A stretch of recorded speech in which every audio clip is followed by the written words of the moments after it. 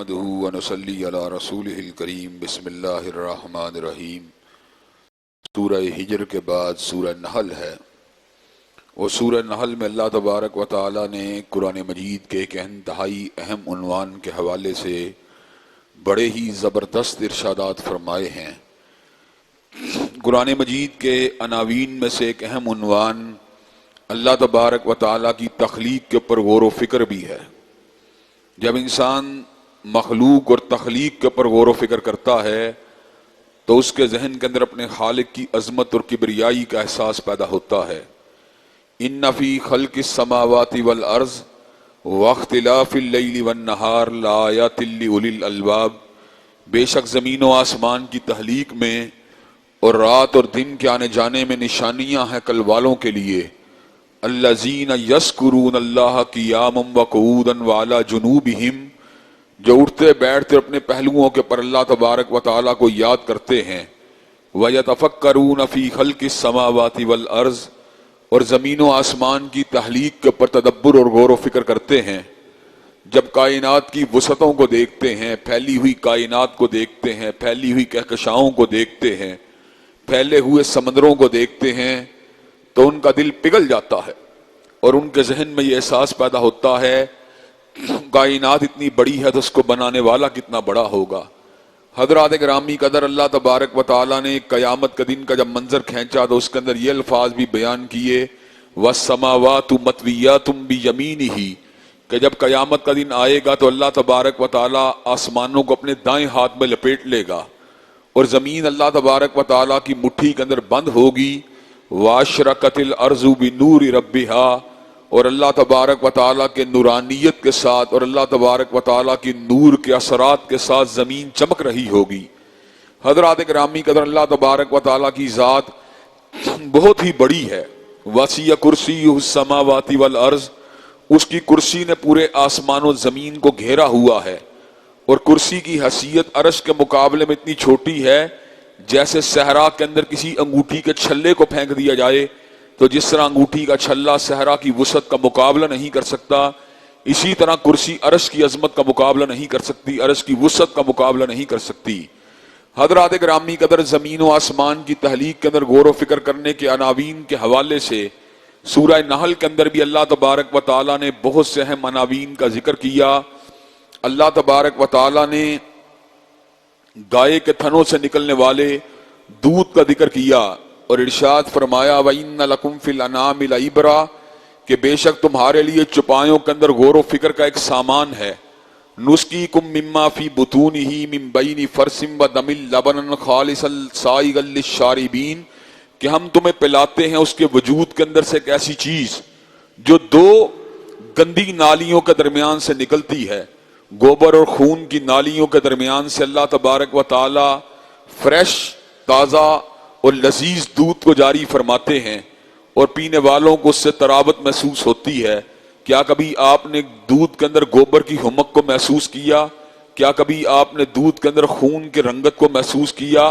وہ کون سی ذات ہے جس نے اتنی باریکی کے ساتھ ایک ایسا فلٹریشن پلانٹ جو ہے گائے کے جسم کے اندر نصب کیا ہوا ہے کہ نہ تو اس کا گوبر اور خون جو ہے آپس میں ملتا ہے، اور نہ ہی ان دونوں کی ملاوٹ کا دودھ کے اوپر معمولی کوئی اثر مرتب ہوتا ہے۔ حضرات گرامی قدر، اس صورت میں اللہ تبارک و تعالیٰ نے پرندوں کی تخلیق کا بھی ذکر کیا کہ پرندوں کی تخلیق کے اوپر غور و فکر کیا کرو کہ اللہ تبارک و تعالیٰ پرندوں کو کس انداز کے اندر آسمان و زمین کے درمیان معلق فرماتے ہیں۔ آپ نے جہازوں کو اڑتے ہوئے دیکھا ہوگا، جہازوں کے دونوں پر بالکل پھیلے ہوئے ہوتے ہیں۔ اس بات کا کوئی تصور ہی موجود نہیں ہے کہ جہاز کا کوئی ایک پر جو ہے وہ 5 منٹ کے لیے بھی اندر چلا جائے۔ حضرات گرامی قدر، پر کا اندر جانا تو بڑی دور کی بات ہے، دونوں پروں کے درمیان جو انجن نصب ہیں، ان انجنوں کے دائیں اور بائیں سے پر کا معمولی سا ٹکڑا بھی اگر کٹ جائے تو جہاز کی فلائٹ ہموار طریقے سے نہیں اڑ سکتی۔ اس کے مد مقابل پرندوں کے پدرا غور کیجئے، پرندے جب اڑ رہے ہوتے ہیں تو ان کے پر پھیلتے ہیں تو وہ پروں کے سہارے اڑ رہے ہوتے ہیں، جب ان کے پر بند ہو جاتے ہیں، جسم کے ساتھ ملا لیتے ہیں، پھر بھی پرندے آسمان و زمین کے درمیان اڑ رہے ہوتے ہیں۔ جب پر بند ہوتے ہیں تو ان کو اٹھانے والی کون سی ذات ہوتی ہے؟ ما یمسکہن الا اللہ، آسمان و زمین کی وسعتوں کے درمیان پرندوں کو اٹھانے والی ذات فقط ایک ہی ذات ہے، اور وہ کبریا کی ذات ہے جس نے طرح طرح کے پرندوں کو پیدا کیا۔ میں کئی مرتبہ اپنے گھر کے سامنے سے گزرتا ہوا سامنے لان کے اندر یا گرین بیلٹوں کے اندر کبھی فاختہ کو دیکھتا ہوں، کبھی بلبل کو دیکھتا ہوں، کبھی چڑیا کو دیکھتا ہوں، کبھی کوے کو دیکھتا ہوں، کبھی کبوتر کو دیکھتا ہوں، تو میرے ذہن میں یہ خیال آتا ہے اتنے رنگا رنگ قسم کے پرندوں کو بنانے والی ذات کس کی ذات ہے؟ اللہ تبارک و تعالیٰ کی ذات ہے۔ اور آپ ایک بات کے اوپر ذرا غور و فکر کیجئے، پرندے جو ہیں زندگی کے اندر اڑتے پھرتے آپ کو نظر آتے ہیں، پرندے بھی تو انسانوں کی طرح موت کے گھاٹ اترتے ہیں، پرندے بھی تو دیگر حیوانات کی طرح موت کے گھاٹ اترتے ہیں۔ کیا کبھی آپ نے بغیر ایکسیڈنٹ کے، ایک تو یہ ہے کسی کو پتھر لگ جائے، کوئی گاڑی کے نیچے آ کے کچلا جائے، اس کی بات اور ہے، لیکن جو طبعی موت مرنے والے پرندے ہیں، کیا کبھی آپ نے ان کی لاش کو زمین کے اوپر پڑے ہوئے دیکھا ہے؟ آپ نے زمین کے اوپر کبھی بھی کسی چڑیا کی لاش کو، کبھی کسی کبوتر کی لاش کو، کسی کوے کی لاش کو پڑے ہوئے نہیں دیکھا، سوائے اس کے کہ جو ایکسیڈنٹ یا نشانے کا شکار بن کے مر جائے۔ طبی موت مرنے والے پرندوں کی لاشیں کہاں پہ جاتی ہیں؟ ان لاشوں کو زمین کے اندر اتارنے والی ذات بھی پروردگار عالم کی ذات ہے۔ حضرات گرامی قدر، جو زمین کے اندر ہر جگہ توازن کی کیفیت نظر آتی ہے، اس توازن کو پیدا کرنے والی ذات الحی کی ذات ہے اور القیوم کی ذات ہے۔ حضرات گرامی قدر، اور چلتے چلاتے ایک اور بات بھی آپ کے سامنے کر دینا چاہتا ہوں۔ بعض دان سائنسدان اور بعض احمق سائنسدان یہ بات کا تصور کرتے ہیں کہ کائنات اندھے مادے کے پھٹنے سے پیدا ہوئی ہے۔ حضرات گرامی قدر، اندھے مادے کو کس طرح اس بات کا علم تھا کہ مچھلی کے پیٹ سے نکلنے والا انڈا یا کچھوے کے پیٹ سے نکلنے والے انڈے سے ایسے جانور کو نکلنا چاہیے جس کے ایسے جسم کی ساخت ہو کہ وہ دریا کے نیچے یا پانی کے نیچے تیرنا جانتا ہو، اور مرغی کے انڈے سے ایسے وجود کو نکلنا چاہیے، یا کبوتر کے انڈے سے ایسے وجود کو نکلنا چاہیے جو فضائے بسیط کے اندر اڑنا جانتا ہو۔ حضرات گرامی قدر، اللہ کی قسم ہے، کبریا کی قسم ہے، کائنات کو کسی اندھے مادے نے نہیں بنایا، بلکہ کائنات کو حکیم و دانا پروردگار نے بنایا ہے، کائنات کو علیم اور بصیر پروردگار نے بنایا ہے، کائنات کو علام اور خبیر پروردگار نے بنایا ہے، جس کو ہر وجود کی کیفیت کا بھی پتا ہے، اس کی منزل کا بھی پتا ہے، اس کے مرجع کا بھی پتا ہے۔ حضرات گرامی قدر، آپ مجھے ایک بات بتلائیے، اگر اندھا مادہ کائنات کو بنانے والا ہوتا تو شکم مادر کے اندر جب بچہ موجود ہوتا ہے، اس کو ناف کے ذریعے رزق پہنچانے والی ذات کس کی ذات ہے؟ اور جس وقت وہ ماں کے پیٹ سے نکل کر ماں کی جھولی کے اندر آتا ہے، اس کے لیے دودھ کو جاری کرنے والی ذات کس کی ذات ہے؟ حضرات گرامی قدر، اس کا مطلب یہ ہے کائنات کے اندر ایک ہی ذات ہے جس کو اس بات کا پتا ہے شکم مادر کے اندر کس انداز میں غذا کو دینا ہے، اور ماں کے پیٹ سے نکلنے کے بعد کس انداز کے اندر اس غذا کو دینا ہے۔ حضرات گرامی قدر، یہاں سے یہ بات ثابت ہوتی ہے کائنات کو بنانے والا کوئی اندھا مادہ نہیں ہے، بلکہ کائنات کو بنانے والی ذات علام کی ذات ہے، علیم کی ذات ہے، خبیر کی ذات ہے، پروردگار کی ذات ہے۔ اللہ یعلم ما تحمل کل انثی وما تغیض الارحام وما تزداد، اللہ کو پتا ہے کہ مادہ کے شکم کے اندر کیا چیز موجود ہے، اور اس کو پتا ہے رحم کے بڑھنے کی کیفیت کیا ہے، اور اس کو پتا ہے رحم کے گھٹنے کی کیفیت کیا ہے، اور ہر چیز پوری کی پوری مقدار کے اندر پروردگار عالم کے پاس موجود ہے۔ حضرات گرامی قدر، اگر اندھا مادہ خالق ہوتا، نعوذ باللہ من ذالک، اگر اندھے مادے کے خالق ہونے کے امکانات موجود ہوتے تو انسان کی آنکھیں موجود نہ ہوتی، انسان کے کان موجود نہ ہوتے، پکڑنے والے ہاتھ موجود نہ ہوتے، چلنے والے قدم موجود نہ ہوتے۔ یہ ساری کی ساری چیزوں کو بنانے والا پروردگار عالم ہے۔ انا خلقنا الانسان من نطفۃ امشاج نبتلیہ فجعلناہ سمیعا بصیرا، وہ کون ہے جس نے گدلے پانی سے انسان کو پیدا کیا اور پھر اس کو دیکھنے والا بھی بنا دیا، سننے والا بھی بنا دیا۔ اللہ کی قسم، کائنات کو کسی اندھے مادے نے نہیں بنایا، بلکہ میرے خالق نے، میرے مالک نے، میرے رزاق نے، میرے پروردگار نے بنایا ہے۔ اول نے بنایا ہے، آخر نے بنایا ہے، ظاہر نے بنایا ہے، باطن نے بنایا ہے، مالک الملک نے بنایا ہے، ذوالجلال والاکرام نے بنایا ہے، علی کل شیء قدیر نے بنایا ہے، فعال لما یرید نے بنایا ہے، سریع الحساب نے بنایا ہے، شدید العقاب التواب نے بنایا ہے، قابل التوب نے بنایا ہے، اسماء حسنہ کے حامل نے بنایا ہے، صاحب جلال و اکرام نے بنایا ہے، جلیل و کریم مولا نے بنایا ہے، اور کائنات کے رب کی ہی کی ذات کے اندر وہ اسماء اور وہ صفات موجود ہے جو کائنات کو چلانے کے اوپر اور کائنات کے بنانے کے اوپر قادر ہوں۔ حضرات گرامی قدر، اس صورت میں اللہ نے اس بات کا بھی ذکر کیا کہ میں نے شہد کی مکھی کے اوپر الہام کو کیا۔ کیا الہام کیا اللہ تبارک و تعالیٰ نے؟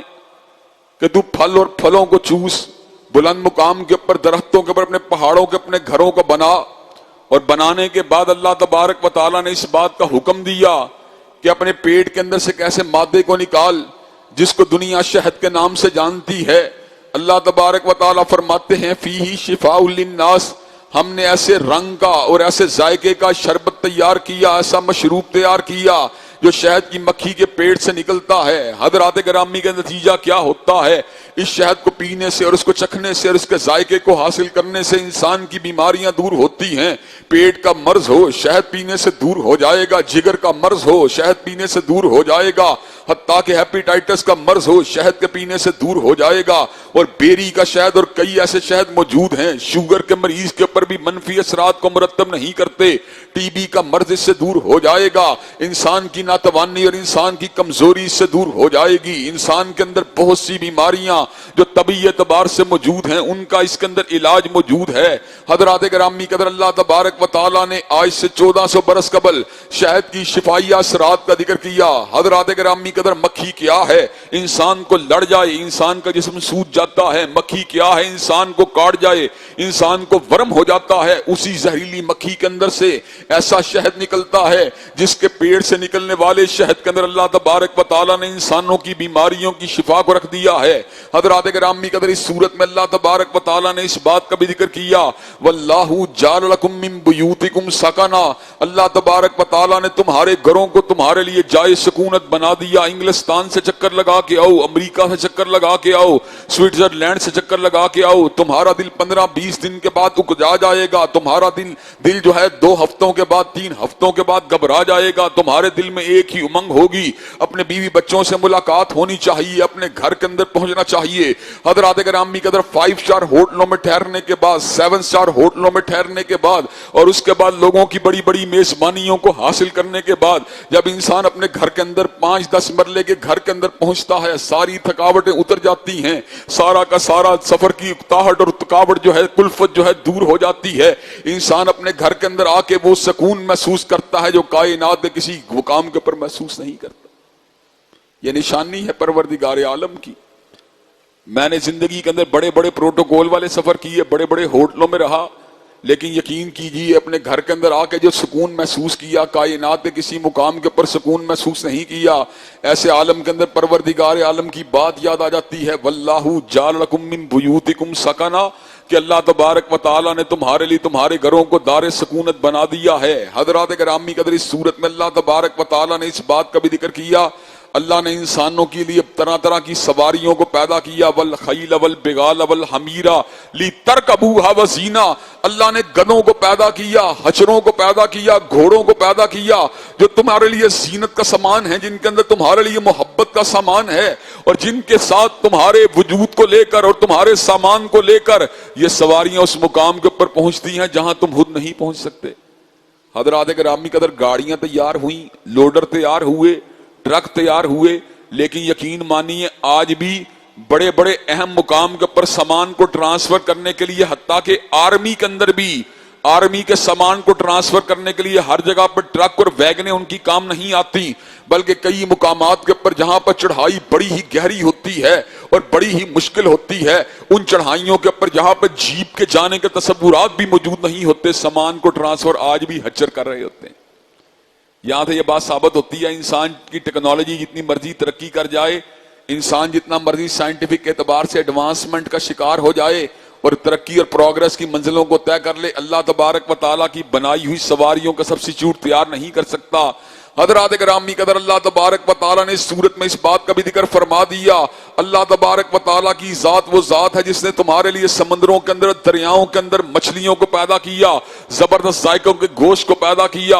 حضرات گرامی قدر، زمین کے نیچے اور دریاؤں کے اندر اور سمندروں کے اندر جو مچھلیاں موجود ہیں، اگر اللہ تبارک و تعالیٰ نے ان کو نہ پیدا کیا ہوتا تو غذائی اعتبار سے ہماری جو ذائقے کی حص ہے ایک بہت بڑے ذائقے سے محروم رہتی۔ یقین کیجئے مٹن کا ذائقہ اپنی جگہ پر ہے، چکن کا ذائقہ اپنی جگہ پر ہے، لیکن مچھلی اور پران کا ذائقہ جو ہے اس کا سبسٹیچیوٹ مٹن اور چکن میں نہیں ہو سکتا۔ اللہ تبارک و تعالیٰ نے ان دریاؤں اور سمندروں کے اندر ایسے گوشت کو پیدا کیا جن کو کھانے کے بعد انسان کو سکون حاصل ہوتا ہے، اور بہت سی بیماریوں کا علاج بھی سمندری غذاؤں کے اندر موجود ہے۔ فیٹس اس کے اندر موجود نہیں ہوتا، کولیسٹرول اس کے اندر موجود نہیں ہوتا۔ حضرات گرامی قدر، یہ تمام کی تمام باتیں در حقیقت ہماری توجہ کو مبذول اللہ وحدہ لا شریک لہ کی ذات کی طرف کرتی ہیں۔ اللہ کی تخلیق میں اتنا تنوع ہے تو انسان کو اس بات کے اوپر غور کرنا چاہیے، ہمارا خالق جو ہے کتنی انواع و اقسام قسم کی صفات کا اور کتنے انواع و قسم کے ناموں کا حامل اور مالک ہے۔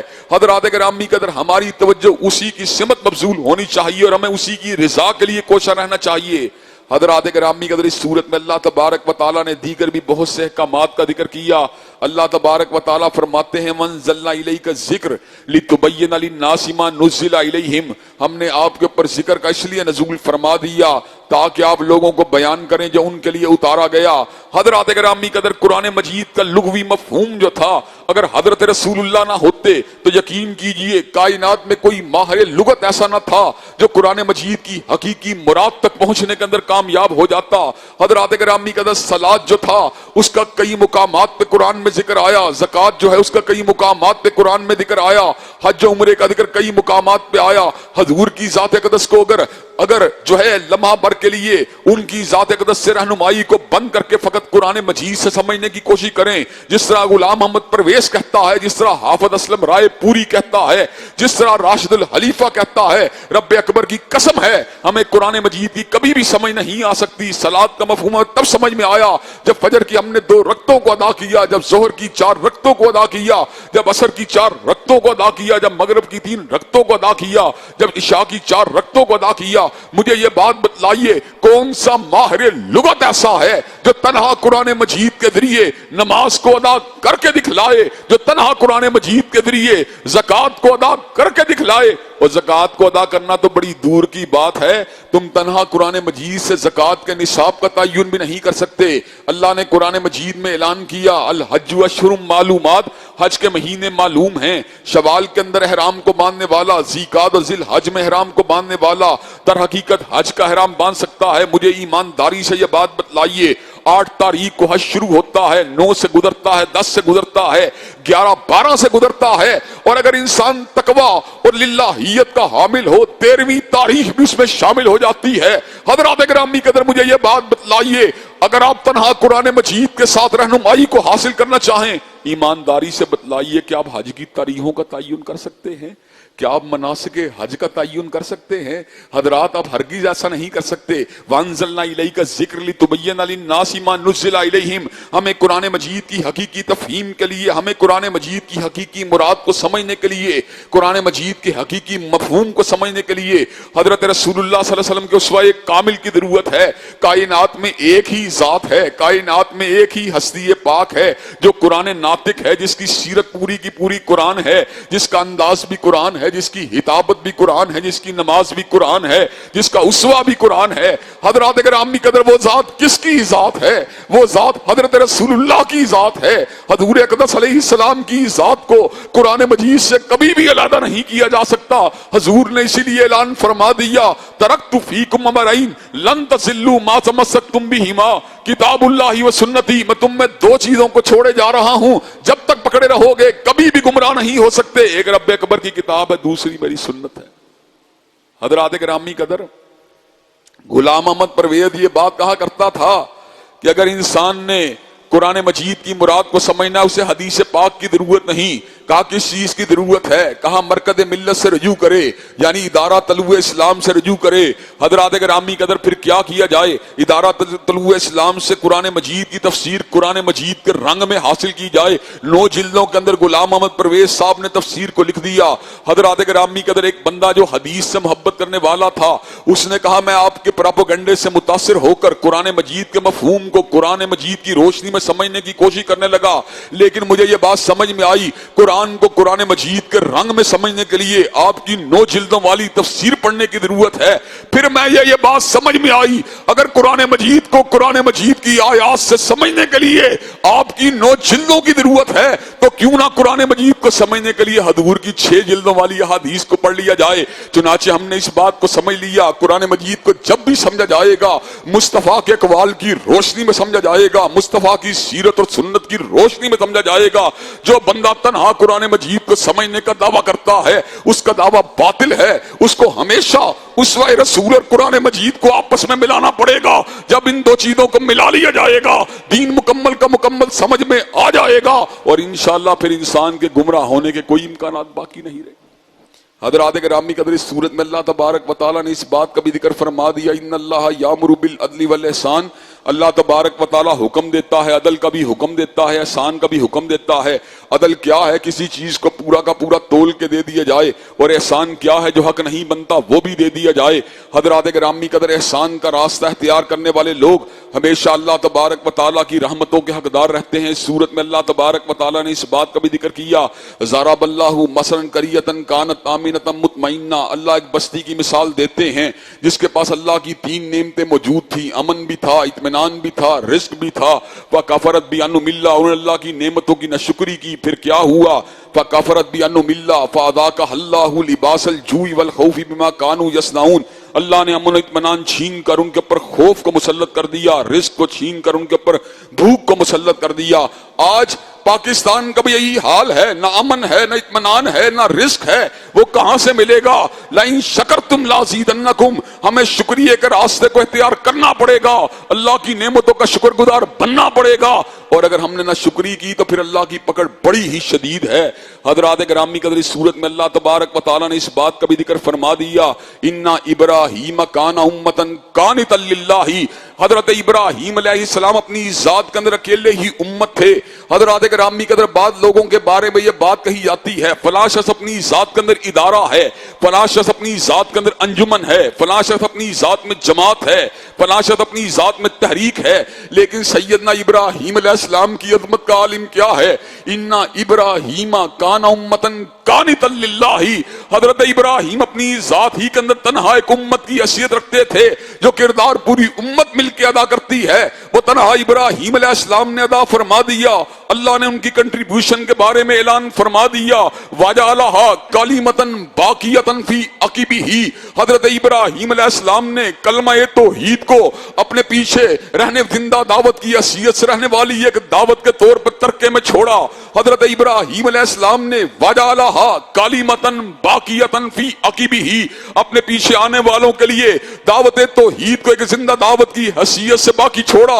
حضرات گرامی کا کتنی بڑی کنٹریبیوشن کی بات ہے۔ لا الہ الا اللہ کے لیے ابراہیم نے پوری زندگی کو گزار دیا، محبتوں کی قربانیوں کو دے کر اور دشمنیوں کا مقابلہ کر کے اور آتش نمرود میں اتر کر اور نمرود کے بت قدے میں صدائے توحید کو بلند فرما کر اور حضرت ہاجرہ اور حضرت اسماعیل کو وادی بے آب و گیا میں چھوڑ کر اور حضرت اسماعیل کے گلوئے تھر پر چھری کو چلا کر اس بات کو وعدے کر دیا ابراہیم کا جینا بھی عرش والے کے لیے ہے، مرنا بھی عرش والے کے لیے ہے۔ اس امر کا اعلان فرما دیا، انا صلاتی و نسکی و محیایا و مماتی للہ رب العالمین، بے شک میری نمازیں، بے شک میری قربانیاں، بے شک میرا جینا، بے شک میرا مرنا سبھی کچھ اللہ رب العالمین کے لیے ہے۔ لا شریک لہ ابی ذالک امرت وانا اول المؤمنین، اور اس بات کا اعلان فرما دیا لا شریک لہ وبی ذالک امرت وانا اول المسلمین، اس بات کا اعلان فرما دیا میں جب تک زندہ رہوں گا اللہ تبارک و تعالیٰ کی دعوت توحید کو اجاگر کرتا رہوں گا اور میں اس کی پہلی تابعداری اختیار کرنے والا مسلمان بن کر رہوں گا۔ حضرات گرامی قدر اور آخری نقطہ اس سورت کا یہ ہے، ادعو الی سبیل ربک بالحکمت والموعظۃ الحسنہ وجادلہم باللتی ہی احسن ان ربک هو اعلم بمن ضل عن سبیلہ وهو اعلم بالمہتدین. اللہ کی طرف جب بھی دعوت دینی چاہیے دانائی اور حکمت کے ساتھ اور درد دل کے ساتھ دینی چاہیے. اللہ تبارک و تعالیٰ کو پتا ہے وہ کون ہے جو راہ ہدایت سے بھٹکنے والا ہے اور کون ہے جو سیدھے راستے پہ آنے والا ہے. حضرات گرامی قدر کئی لوگ جو ہوتے ہیں مسجد میں آنے والے لوگوں پہ فوراً سے پہلے تنقید کا حملہ کر کے ان کے مورال کو ڈاؤن کر دیتے ہیں. مسجد میں آنے والے کی حامیوں کو وقتی طور پہ اگنور کر کے اسے قریب کیا جائے, اسے محبت کا درس دیا جائے, اسے محبت کے ساتھ قربت کا درس دیا جائے. حضرات گرامی قدر قریب کرنے کے بعد اس کو اتباع سنت کا درس دیا جائے, قریب کرنے کے بعد اس کو کتاب و سنت کے رنگ میں رنگا جائے. یہ منہج نبوت ہے. حضور علیہ السلام نے شراب پینے والوں کو شراب سے دور فرما دیا, زنا کرنے والوں کو زنا سے ہٹا دیا. حضرات گرامی قدر مردوں کے سامنے جھکنے والوں کو, بتوں کے سامنے جھکنے والوں کو وحدہ لا شریک لہ کے آستانے پہ جھکنے والا بنا دیا. وجہ کیا تھی؟ یہ آپ کا پیار تھا, یہ آپ کی محبت تھی, یہ آپ کی شفقت تھی, یہ لوگوں کو اپنے قریب کرنے کے آپ کے جذبات اور احساسات تھے. حضرات گرامی قدر آج اگر مجھے تقویٰ ہے تو میں اپنے تقوی پہ اتنا گھمنڈی ہو چکا ہوں, نیکی پہ اتنا گھمنڈی ہو چکا ہوں, جو نظر آتا ہے اس کو کم تر سمجھتا ہوں, جو نظر آتا ہے اس کو حقیر سمجھتا ہوں, جو نظر آتا ہے اس کے تنقید کا حملہ کرتا ہوں. حضرات گرامی قدر یہ اسلوب نبوت نہیں ہے, یہ منہج نبوت نہیں ہے, یہ حضرت رسول اللہ کی دعوت کا انداز نہیں ہے. دعوت رسول اللہ کا انداز کیا ہے؟ پیار کے ساتھ, اخوت کے ساتھ, محبت کے ساتھ, شفقت کے ساتھ اگلوں کی نفسیات کو سمجھ کے ان کو قریب کیا جائے, ان کو دین کے ساتھ تمسک اختیار کرنے کا درس دیا جائے, بڑی ہی لطافت کے ساتھ, بڑے ہی پیار کے ساتھ, بڑی ہی مروت کے ساتھ ان کو قریب کر کے, دین کے قریب کر کے ان کو وقت کا ولی بنایا جائے. حضرات گرامی قدر آج تو کئی علماء, اللہ تبارک و تعالی ہر کسی کی خدمت کو قبول و منظور فرمائے, آج تو کئی علماء ایسے ہیں داڑھی جس نے کتری ہو اس کو قریب بھی کرنے کے لیے مادہ و تیار نہیں ہیں. حضرات گرامی قدر جو نماز اجلت سے پڑھے اس کو دتکار دیتے ہیں. حضرات گرامی قدر اصلاح کس نے کرنی ہے, ان کے معاملات کو کس نے درست کرنا ہے, ان کے رویوں کو کس نے دین کے مطابق کرنا ہے. علماء کو بڑی حکمت کے ساتھ, بڑی فیاضی کے ساتھ, بڑی صحابت کے ساتھ, بڑی رواداری کے ساتھ, بڑے کھلے دل کے ساتھ لوگوں کو اپنے قریب کرنا چاہیے. یونیورسٹی کے لوگوں کو, کالجز کے لوگوں کو, دفتری ملازمین کو اپنے قریب کرنا چاہیے. آج ہماری دعوت کن لوگوں کے لیے ہے؟ ہماری دعوت جو ہونی چاہیے بے دین لوگوں کو بھی دین کے قریب کیا جائے, جو دین پہ چلنے والے ہیں ان کو استقامت کا درس دیا جائے, جو دین سے دور ہیں ان کو دین کے قریب لا کر, اللہ تبارک و تعالیٰ کی مسجدوں کے قریب لا کر, کتاب اللہ کے قریب لا کر, سنت نبوی شریف کے قریب لا کر ان کو جنت کے راستوں کو چلایا جائے. اور جو دین سے بہت ہی دور ہیں, غیر مسلم ہیں, ان کو دعوت دے کے ہلکا بگوش اسلام کروایا جائے. یہ حضرت رسول اللہ کا اسلوب ہے. اللہ تبارک و تعالی ہمیں دانائی اور حکمت کے ساتھ دعوت دینے کی توفیق دے. جب سیدنا موسیٰ علیہ السلام فرعون کے دربار میں دعوت توحید کو دینے کے لیے گئے تو اللہ نے پتہ کیا کہا؟ فَقُولَ لَهُ قَوْلًا لَيِّنًا لَعَلَّهُ يَتَذَكَّرُ أَوْ يَخْشَىٰ. اے موسیٰ آپ نے فرعون کے پاس جا کے سختی کے ساتھ بات نہیں کرنی. فَقُولَ لَهُ قَوْلًا لَيِّنًا لَعَلَّهُ يَتَذَكَّرُ أَوْ يَخْشَىٰ. آپ نے نرمی کے ساتھ اور پیار کے ساتھ اس کو دین کی دعوت دینی ہے, شاید کہ وہ بھی سیدھے راستے کے اوپر آ جائے, شاید وہ بھی اللہ تبارک و تعالیٰ کے ڈر کو اختیار کر لے. حضرات گرامی کہ فرعون کو نرمی کے ساتھ دعوت دی جا سکتی ہے, فرعون کو جو ہے حکمت اور دانائی کے ساتھ دعوت دی جا سکتی ہے, تو اپنے مسلمان بھائیوں کو نرمی اور حکمت کے ساتھ, دانائی کے ساتھ دعوت دین کیوں نہیں دی جا سکتی؟ اللہ تبارک و تعالی ہمیں حکمت اور دانائی کے ساتھ دین کی دعوت دینے کی توفیق دے. وآخر دعوانا ان الحمدللہ رب العالمین. الحمدللہ رب العالمین الرحمن الرحیم مالک یوم الدین ایاک نعبد و ایاک نستعین اهدنا الصراط المستقیم صراط الذین انعمت علیہم غیر المغضوب علیہم ولا الضالین آمین. الف لام میم اللہ لا الہ الا هو الحی القیوم و الہکم الہ واحد لا الہ الا هو الرحمن الرحیم. اللہم صلی علی محمد و علی آل محمد کما صلیت علی ابراہیم و علی آل ابراہیم انک حمید مجید. اللہم بارک علی محمد و علی آل محمد کما بارکت علی ابراہیم و علی آل ابراہیم انک حمید مجید. اے اللہ ہم سب کے گناہوں کو معاف فرما, اے اللہ ہم سب کی تکلیفوں کو رفع فرما, اے اللہ ہم سب کی بے چینیوں بے قراریوں کو دور فرما, اے اللہ ہم سب کے گھروں میں امن و سکون اور راحتوں کا نزول فرما, اے اللہ جتنی تکلیفیں آ چکی ہیں ان پہ صبر کرنے والا بنا, اے اللہ آنے والی زندگی میں ہر تکلیف سے، ہر آزمائی سے ہم سب کو محفوظ و معمون فرما۔ اے اللہ دین و دنیا کی اعلیٰ ترین کامیابیوں کامرانیوں سے ہمکنار فرما۔ اے اللہ دنیا و آخرت کی ذلت و رسوائیوں سے محفوظ و معمون فرما۔ اے اللہ اسلام والی زندگی، ایمان والی موت نصیب فرما۔ اے اللہ سعادت والی زندگی اور ایمان والی زندگی، ایمان والی موت نصیب فرما۔ اے اللہ رمضان المبارک کے روزوں کو قبول و منظور فرما، راتوں کے قیام کو قبول و منظور فرما، روحانی جسمانی بیماریاں دور فرما، شر کے اثرات دور فرما، شیطان لعین کے اثرات دور فرما، ہر قسم کے شرور و فتن سے محفوظ و معمون فرما۔ ربنا آتنا فی الدنیا حسنۃ وفی الآخرۃ حسنۃ وقنا عذاب النار۔ اللہم صلی علی محمد وعلی آل محمد کما صلیت علی ابراہیم وعلی آل ابراہیم انک حمید مجید۔ اللہم بارک علی محمد وعلی آل محمد کما بارکت علی ابراہیم وعلی آل ابراہیم انک حمید مجید۔ سبحان ربک رب العزت عما یصفون وسلام علی المرسلین والحمد للہ رب العالمین۔